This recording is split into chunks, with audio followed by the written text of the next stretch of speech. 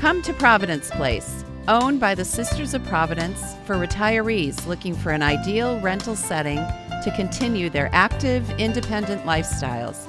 We offer bright 1 and 2 bedroom apartments, a magnificent chapel with daily mass, restaurant-style dining, wellness and entertainment programs, all with a friendly community spirit on beautiful grounds. Call for a tour, 413-534-9700.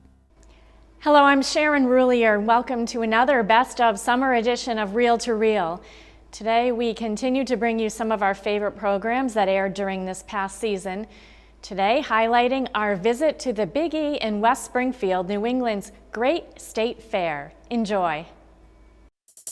Coming up on this edition of Reel to Reel. I'm Steve Kiltonick at the Big E, where fairgoers can experience up close and personal Michelangelo's masterpiece, the Sistine Chapel, at a new exhibit here at the Young Building. The Big E comes to town. I'm Carolee McGrath. I'll take you there next on Reel to Reel. These stories and much more are just ahead on this edition of Reel to Reel from the Big E in West Springfield. Hello and welcome to Reel from the 2017 Big E in West Springfield, held on the Eastern States Exposition's 175-acre grounds. Each year for more than 100 years now, the fair has been celebrating New England at its best. From agriculture to entertainment, food and fun, there are traditions that have been here at the Big E for many years, and there's always something new each year. Carolee McGrath will take us on a tour coming up, but first, the Vatican Sistine Chapel frescoes were created more than 500 years ago by the Renaissance artist Michelangelo. During this year's 101st Big E, these iconic works of art have been reproduced through large-scale photos and can be seen at this special exhibit that has come to the fairgrounds for the first time. Steve Kiltonick spoke with the creator of this exhibit here in the Young Building and tells us more. On November 1st, 1512, the magnificent ceiling frescoes adorning the Vatican's Sistine Chapel were unveiled to the public for the first time. They were painted by a rising 33-year-old sculptor named Michelangelo Buonarroti.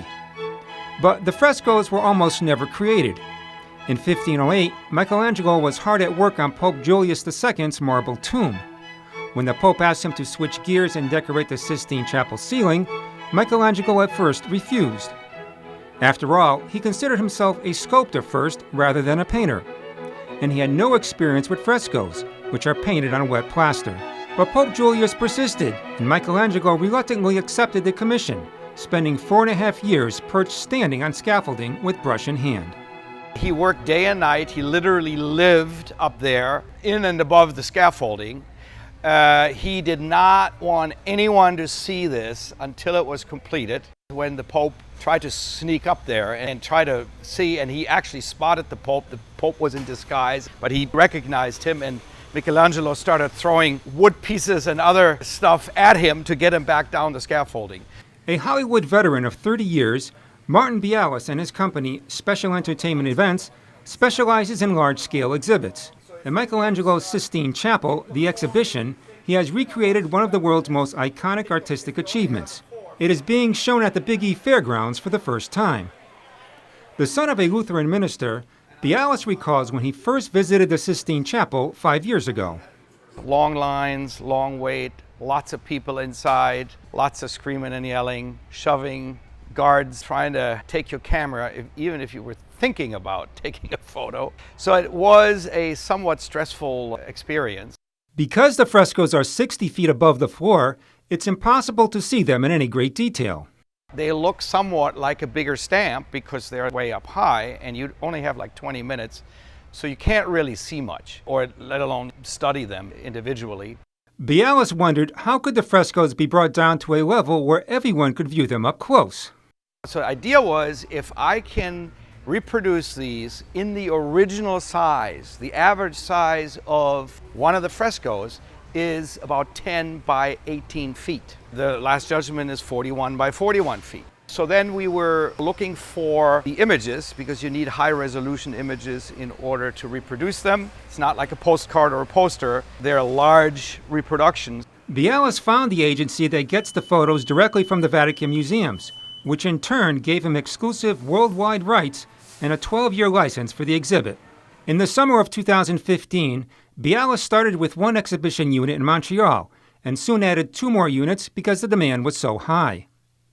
The 3 units showcase all 34 frescoes and recently appeared in Shanghai, Munich, and New York at the World Trade Center. The 4th unit at the Big E is a smaller scaled-down version of the 3, each of which typically use 10,000 square feet of space. Big E only has 3,500 square feet. So we designed a special unit where we show 13 original size frescoes. We show the Last Judgment in a 12 by 12 size, and the other ones are in a smaller size, but that way we can fit everything in here and the collection is complete. In the 1980s and 90s, the frescoes were restored to their original beauty, which is also when the photos were taken. We use a special textile material to give them the look and feel of a fresco, so it doesn't look like an oil painting or any kind of other piece of art. The exhibit features scenes from the Bible's Old and New Testament, such as Genesis, which tells the story of the creation of the world. Arguably, the most famous fresco is the creation of Adam, which focuses on the implied contact between God and his greatest creation, mankind. Genesis also includes the creation of Eve, which is the central painting in the arch ceiling, and the fall of man, represented by the expulsion of Adam and Eve from paradise. The Great Flood depicts the largest punishment inflicted by God for the sins of mankind. The Old Testament includes the frescoes of 7 biblical prophets, including Joel, all of whom foretold the coming of the Messiah. The prophet Daniel is shown writing, while Isaiah, who foretold the sacrificial death of Jesus, appears with 2 small figures who are considered the conveyors of God's message. The prophet Zechariah is portrayed as a venerable figure. Various ancestors of Christ are shown, along with 5 sibyls, who were revered for their prophetic powers. The Delphic Sibyl is shown reading her scroll before being moved by the word of God. She foretold the coming Messiah will be mocked with a crown of thorns. In David and Goliath, Michelangelo depicts the moment of triumph with Goliath lying on the ground. 25 years after the ceiling frescoes, Michelangelo completed his final Sistine Chapel masterpiece, his visionary interpretation of the Last Judgment. It took Michelangelo 4 years to complete the Last Judgment, which appears above the western altar of the chapel. 390 individual figures are depicted on the 41 by 41 foot canvas. In the center is the figure of Christ, with Mary and the saints surrounding him. John the Baptist is recognized by his animal skins. Angels carry the tools of suffering from the crucifixion, and the resurrection of the dead reveals the chosen ones rising up into the heavens. The right side shows the fate of the damned being forced down into hell by demons. Look closely and you may notice Michelangelo's self-portrait. He was quite a depressed person, just his nature. And you can just see he is that image, that head and the arms and his body hanging down, dripping. The exhibit has received rave reviews and drawn record-breaking crowds wherever it has appeared. Especially when you see all 34, it's almost overwhelming. You know, they just say, oh, wow. We're really happy to be able to bring these to you up close so people can actually enjoy them. They can take as many photos as they like. There's a lot of other merchandise available, including t-shirts and jewelry, along with the souvenir guidebook, which gives the history and details of each individual fresco. You don't want people to go through a college course here, on Michelangelo. It's a light introduction to his works, and it's wonderful. So I think people will enjoy it here at Big E. If you miss Michelangelo's Sistine Chapel exhibit, it's on tour across the US, Asia, and Europe for the next 9 consecutive years. So there's still plenty of time to view the awe and wonder of one of the world's greatest artistic achievements in all its glory, without traveling to Rome. For Reel to Reel, I'm Steve Kiltonick. After the Big E, the exhibit will travel west to Denver. For a complete listing of other locations during the next year, we have a link at iobserve.org. And joining me now to talk more about this great state fair that is now more than 100 years old is Big E President and CEO Gene Cassidy. Hello, Gene. Nice to see you. Oh, thank you, Sharon. It's great to see you, too.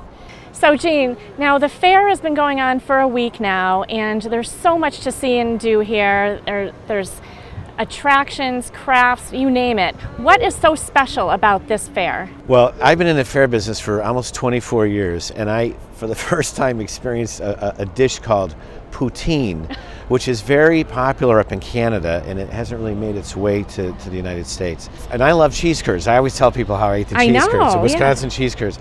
But what they do is they take brown gravy and they put the cheese curds in the brown gravy and they heat it up just right and they pour it over French fries. And of course, a very special exhibit this year, and that's the Michelangelo's Sistine Chapel. And for those of us who might never have an opportunity to travel to the Sistine Chapel, it's really something that's quite remarkable. It's traveling all over. It came to the Eastern States from a museum in New York City. And it's in the Young Building, where my favorite Trappist monks are also located, those who brew the Trappist beer from Spencer, Massachusetts. So it's a great feature, and I encourage folks, if you want to learn about beer and how to drink it properly, come to the Big E. The monks are running a little program. It lasts about 20 minutes, and it was a tremendous learning experience for me.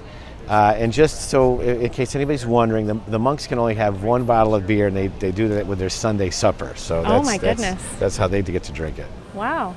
Well, that sounds amazing. And for anybody who hasn't come here yet, we still have a week left, right? There's so much entertainment, Sharon. I encourage people to go on thebiggie.com, download the Big E app. It's available on both platforms. If you don't have a plan, you're going to find yourself just wandering, and some people like to do that. Yeah. Well, certainly something for everyone, and thank you so much, Jean Cassidy, for being with us today. Thank you, Sharon. Good luck to you for the duration. And don't forget, Sunday Mass at the circus tent, 10 o'clock. Exactly. Don't miss that. And still to come on Reel to Reel, Carolee McGrath takes us on a tour of this year's 101st edition of New England's Great State Fair, the Big E. These stories and more are still to come from the Big E in West Springfield. St. Mary's Westfield, the school so many love. A family atmosphere permeates all we do. We offer a rigorous curriculum and high expectations, and we build character in our students through spiritual growth, academic success, sports, service, and other activities. Small class sizes, a dedicated faculty, and high-caliber academics provide a customized education. St. Mary's Westfield, where character counts. Call 413-568-2388. Butcher, baker, candlestick maker. I didn't care what they grew up to be, as long as they were happy. To give up marriage and children just seems like too much to walk away from. He seems to think he's making a real difference in people's lives, and he's so happy. Isn't that what's most important? I never would have imagined our son as a Catholic priest.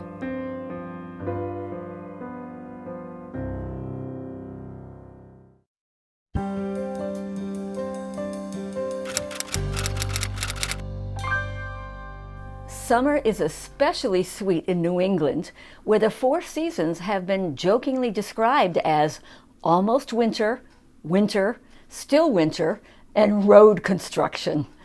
So, as we enjoy the sensual pleasures of the season, our spiritual lives also overflow with gratitude for God's creations and for special times with family and friends.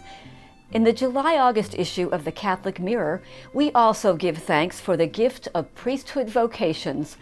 The cover story reveals how a truck driver and a nursing student ended up being ordained as the diocese's 2 newest priests. A special local news story honors the 13 diocesan priests who are celebrating special anniversaries of their ordinations this year. Another report highlights the 3 seminarians who were ordained to the transitional diaconate last May. And 6 seminarians tell us how the local church and all of its members are supplying them with help and hope for their vocation journeys. In other vocation news, 2 former Cathedral High School campus ministers are ordained to the priesthood, and a Westfield man begins seminary studies for the Marian Fathers of the Immaculate Conception. The season of celebrations and transitions also included Catholic high school graduations and the 87th commencement exercises at Our Lady of the Elms College. And for those who think new beginnings are only for the very young, 92-year-old Mary Mosley views each day as another opportunity to share her faith and love with her parish and community. She is our parish angel. I hope that all of these stories and all of these people will inspire readers during the days of the year that are not winter in New England, and perhaps during those moments of community and camaraderie, bring us closer to the one from whom all blessings flow. At the editor's desk, I'm Rebecca Drake.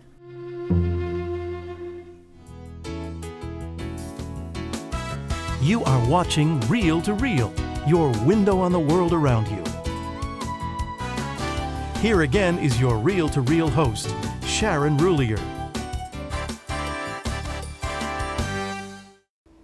Youth and families from New England Catholic Diocese are set to gather once again next month at Six Flags New England for a day filled with faith and fun. Joining me now from Six Flags is Gina Cherwinski, Director of Faith Formation for the Diocese, to tell us more. Hi Gina, thanks for being with us today. Thank you, Sharon. So as I said, we have the annual Family Day coming up at Six Flags, which you began 3 years ago now. Tell us, what will be happening this year? Well, again, this year we'll start off at 9 a.m. in the Picnic Grove. We're going to have with us Revive Ministry from the Diocese of Providence. It's going to be leading us in some praise and worship music to get us ready for Mass at 9:30. So make sure folks are promptly here on time so we can start the Mass with Bishop Rosansky at 9:30. And then you're sent off from the Mass right into the park at 10:30 to enjoy all the festivities, including the water park. And then there's a buffet lunch from 12:30 to 1:30 that you're able to enjoy back in the Picnic Grove. And then you have the rest of the day all to yourself in the park. And why do you think it's so important for folks to take time out and celebrate their faith this way? I think it's an awesome way for faith and fun go hand in hand. We live our faith out in the real world, so it gives us an opportunity to really start the day, energized and ready to go. And so when we're in the park throughout the day, I hope that that energy and enthusiasm and the way we live our Catholic faith really shines through, and folks get to see, you know, like we're living our faith and putting it in action. So if people want to get tickets, how can they do so? Sure, they can go to iobserve.org and on the link there, or they can go directly to sixflags.com and click on tickets, and they can put in the code CatholicDay18. Okay, thanks so much, Gina Cherwinski, for joining us today, and we hope you get a good turnout. Thank you so much for having me. And again, if you would like tickets, head over to iobserve.org for a link for more information. The Big E was founded by Joshua L. Brooks to improve agriculture and industry, which are still promoted at the fair today. From large scale to local gardening, New Englanders have long shared a love and appreciation for the harvest. Our next story takes us to St. Mary's Church in Westfield, where the parish community there has long admired the garden behind the rectory, created by former pastor Father Brian McGrath. This year, the current pastor, Father Frank Lawler, opened it up to the parish, creating a community garden for the first time. David Martin now shows us the progress from summer into the fall season.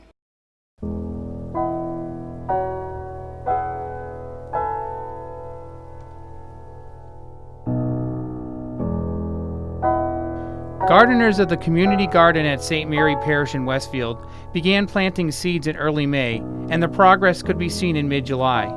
Father Frank Lawler, pastor at St. Mary Church, said the ground there has very fertile soil from past gardens. The maintenance staff created separate beds and put numbers on them. Father Lawler placed a notice in the bulletin announcing the parishioners could grow their own garden at the parish. The response was so overwhelming that a waiting list had to be created.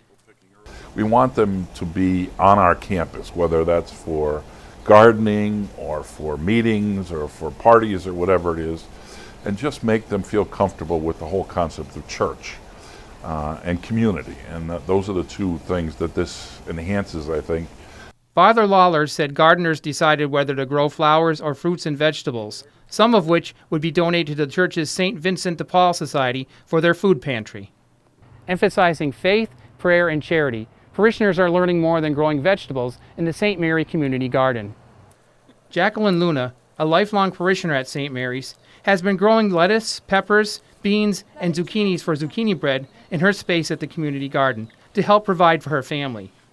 Luna said in discovering that some are growing produce in their boxes specifically for the St. Vincent de Paul Society, she realized it is an opportunity for parishioners to give in another way if they are not able to volunteer their time to the society. She related her gardening at the church to a spiritual experience.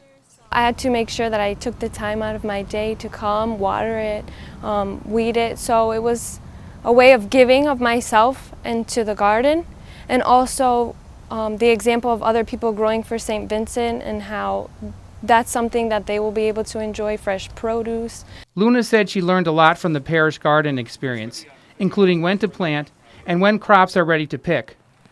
She also learned from observing other gardeners' plots how to create the layout of plants to take advantage of sun and rain. Father Lawler said his parish includes many generous people. Parishioners stock the shelves of the St. Vincent de Paul food pantry with non-perishables regularly. Just about every week, there is some type of donation from the community garden to the food pantry. No, I'm just constantly amazed at the need, first of all, but of the willingness of people to step in and meet that need, and it's really encouraging for everybody. Jerry Rayome, a board member of the St. Vincent de Paul Society, said gardeners really have the opportunity to appreciate the fertile land at St. Mary Parish, and there is a lot of camaraderie between them in offering their harvest. It just shows their generosity. I think the good Christian spirit that they're willing to share what they have with others. So they do it willingly and they do it gladly, which is nice. Rayome said the food pantry is grateful to have donations of fresh produce, since it is very expensive in grocery stores. He said it was a wonderful year for growing because of a lot of sunshine and rain. Luna said it was nice that the parish opened up the garden to those like herself who do not have space to create a garden at home. She said being one of the youngest to have a garden plot there is special, to show her interest and encourage additional parishioners to learn from more experienced gardeners. Just spread the word, so maybe it will grow and others my age or younger will come with it, or families will do it together. Luna is already looking forward to growing a different variety of crops in the St. Mary Community Garden next year. For Reel to Reel, I'm David Martin. Dave tells us that everyone at the parish is so pleased with how the garden turned out this season, and they are really looking forward to a happy planting next year. As you've been seeing during our show, the Big E is in full swing. Already, thousands of fairgoers have come through the gates this past week to experience everything that is great about New England. Reel to Reel's Carolee McGrath went to check out all that the Big E has to offer and has this report.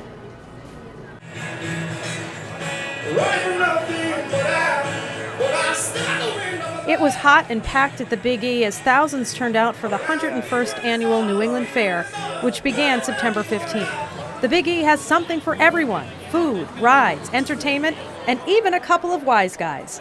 Stu Gordon, a Danny DeVito impersonator, and Mike Walter, impersonating the late Don Rickles, were making people do double takes in front of the Court of Honor stage. So are you guys enjoying your time here? We're having a wonderful time. Absolutely great. This is my first year here, and I'm having the time of my life. Look, exactly like Danny DeVito. I do? Yeah. You're the first one that told me that. Can you imagine? I can't believe it. A lot of people think he looks like Joe Pesci. Oh. That ain't happening. Strike that one. Anyway, yes, that's great. It's great to be at the Big E. Very important. This place is awesome. They're great people to work for, and great people come to the Big E. The Big E, which began as an agricultural trade show, has become one of the biggest fairs in the country and represents all 6 New England states. Kids were able to get up close and personal with the animals and learn more about agriculture in New England. Then, of course, hold on to your stomach because there are plenty of rides that spin and soar high above solid ground. This kid even managed to do the dab for our cameras on the coaster, which is pretty impressive. Is this your first time here? No, this is our 4th year. Okay. Yeah. And so why do you guys come back? Because it seems like fun. The kids love it. The food, the rides, or a lot of kid rides, and stuff to do on the weekends. So, yeah, we love it. How many miles left open still to feed? I don't want to say what I don't mean. Last year, more than 1.4 million people attended the Big E, which books local talent and big-name entertainers like country music's Cole Swindell, who played Saturday, September 16th. Some of Swindell's hits include You Should Be Here and Middle of a Memory. Christian music's King and Country performed Sunday evening, September 17th. The Big E is especially known for the food, lots of beef and deep-fried batter. I'm standing inside Peachy Concessions, which is the home of the fried Oreo. They're standing over a very, very hot fry-o-lator, and they have been here at the Big E for 50 years, making people extremely healthy. Peachy Concession is a family-owned company from where? Well, what we do is we dip it there in a funnel cake batter, so it's just it's a sweet batter. Throw it right here in the fry-o-lator, let it cook for a couple minutes.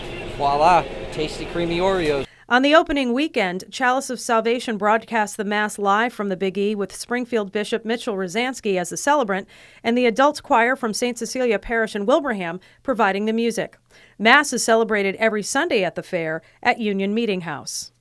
Fairgoers could shop for just about everything as vendors set up in the state buildings and throughout the fairgrounds, from gel soles to mattresses to neon signs to a personality analysis, which I skipped. There was something for everyone. Even Massachusetts Citizens for Life has a display inside the Better Living Center to give people more information about their pro-life work. 29-year-old Elise Texera is one of the volunteers. How are you received here at the Big E? Very receptive.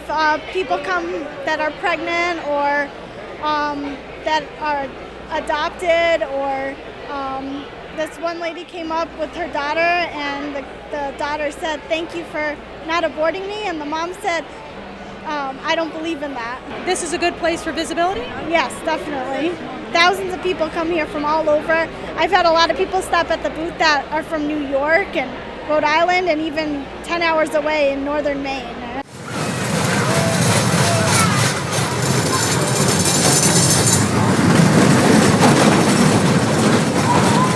With everything the Big E has to offer, it's hard to see it all, but crowds of people are doing their best to fit in as much as possible. We come up here yearly if we can. We missed the last couple of years, but we're back. Reporting for Reel to Reel, I'm Carolee McGrath. And the Big E will be here before you know it. The fun all starts on September 14th. For an updated schedule of the 17-day run, we have a link at iobserve.org. Thanks for joining us this week. Next week, we will be back with another Best Of edition. In the meantime, we know the news never takes a break, so for all of the latest happenings on the Catholic Church, log on to iobserve.org, the one accurate source for news on the Diocese of Springfield and beyond. That's iobserve.org. And friend us on Facebook, where we are tracking Bishop Mitchell Rosansky, Father Gary Daly, and our 2018 Catholic Communications Pilgrimage. This coming week, they will be traveling to Austria and the Czech Republic. Travel along on Facebook as well as on our Bishop's page. The group will return on Thursday. For viewers of WWLP TV 22, this week's Chalice of Salvation will air Sunday morning, July 22nd at 6 a.m. And also, you may be interested in the Maryland State Boy Choir that will be performing a free concert at St. Mary's Church in Longmeadow, Thursday, July 26th at 7:30 p.m. at St. Mary's in Longmeadow. For information, call 413-567-3124. The following night, on Friday, July 27th, they will perform a concert at St. Joseph's Church, 414 North Street in Pittsfield. That concert will also begin at 7:30 p.m. Both concerts are free and open to the public and will feature sacred masterworks, contemporary pieces, gospel, spiritual, and folk songs. And please join me right back here at this same time next week for Reel to Reel, your window on the world around you. Have a good week. Reel to Reel is a production of the Catholic Communications Corporation, funded in part by the annual Catholic Appeal, and the support of you, our faithful viewers.